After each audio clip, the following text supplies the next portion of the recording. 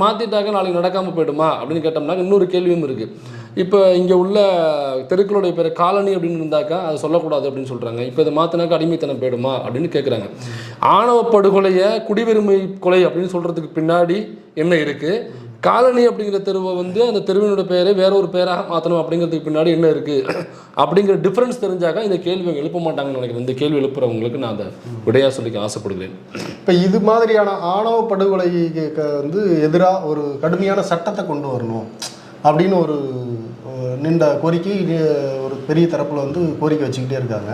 இந்த சட்டம் கொண்டு வர்றதை ஏன் அரசுகள், இந்த அரசோ அல்லது இதுக்கு முன்னாடி 10 வருடங்கள் ஆட்சி செஞ்ச அதிமுக அரசோ போன்றது ஏன் இந்த சட்டங்களை கொண்டு வர தயங்குறாங்க, அல்லது சட்டம் கொண்டு வரதில் என்ன சிக்கல் இருக்குது? இப்போ பலரும் என்ன சொல்கிறாங்கனாக்கா, ஏற்கனவே உள்ள ஆக்ட்லேயே இதற்கு உள்ள உச்சபட்ச தண்டனையே அதுக்குள்ளே இருக்குது அப்படிங்கிற பொழுது இதற்காக தனிச்சட்டம் எதற்கு இயற்றணும் அப்படின்னு சொல்கிறாங்க. ஆனால்